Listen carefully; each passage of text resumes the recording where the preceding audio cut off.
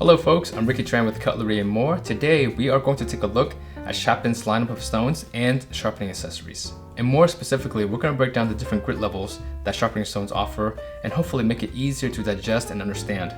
Generally speaking, sharpening whetstones fall into three categories. You have your coarse, your medium, and your fine. In the coarse category, we have the 120, 220, and 320 grit whetstones. This category of whetstones is what you mainly use to fix chips and extremely dull blades with. The 120 mesh is Shapton's coarsest whetstone. It's a stone that you definitely only want to use for fixing really damaged knives with. Even very dull knives don't need to be put on the 120 grit whetstone. The 220 and 320 whetstones are still coarse, but to a lesser degree than the 120.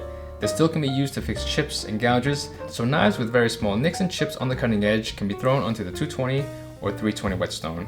Next we have the medium category, and it ranges from between 500 to about 2,000 grit or so. The stones in your medium category are what we call sharpening stones. This is the stone where most of your knife's edge are established. Now the 500 grit whetstone is on the coarse end of the medium, so it's a very coarse or relatively coarse sharpening stone, and the 2000 grit is your finer sharpening stone. Lots of folks who don't want to do a full coarse sharpening going from a 500 to a 2000 to let's say a 6000 will simply hop on a 2000 grit whetstone and maintain their edges that way. If you are the type that likes to sharpen your knives weekly, the 500 grit whetstone may be a bit coarse to start your sharpening with on a weekly basis.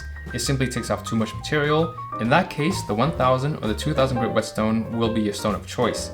Next, we have our polishing whetstones. Now the polishing whetstones are probably the broadest range in this category, and they can start anywhere between 3,000 to 4,000 up to 10,000 to even up to 30,000 grit.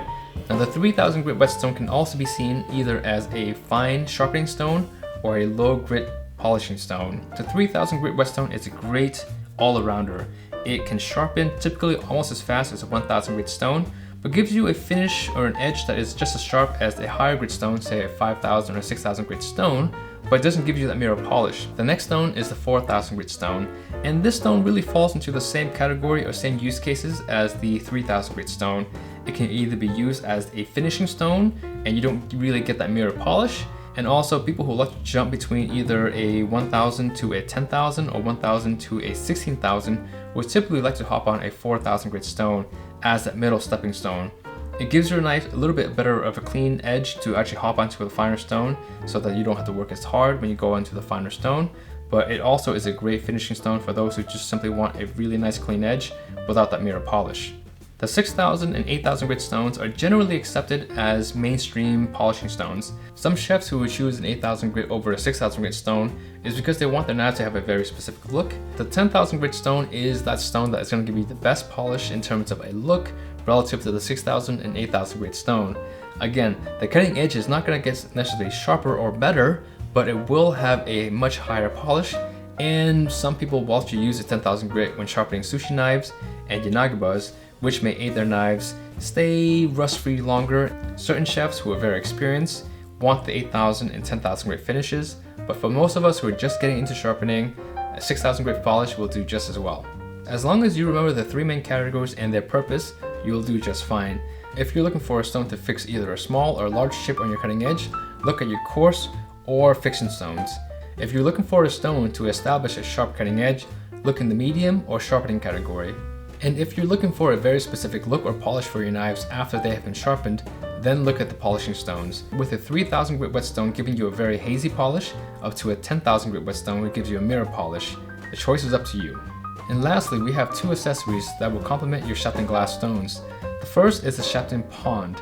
The Shapton Pond uses a very high quality silicone base to keep from sliding during usage, and the center area is made of a dual pane tempered glass, which is very strong and also very stable during usage.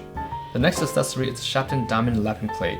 It'll help maintain the flatness of your stones in between use and will allow you to get the best edge possible for your knives. We do recommend you inspecting your stones between every 3 to 5 uses, and if the stone needs flattening or gouge is removed, the Shapton Diamond Lapping Plate will be perfect for that. If you have any questions, please leave them in the comments. You can also visit us at cutlerymore.com. We'll also have links to all of the items that are featured in today's video in the video description. My name is Ricky Tran. On behalf of the folks at Cutlery and More, we'll catch you in the next video.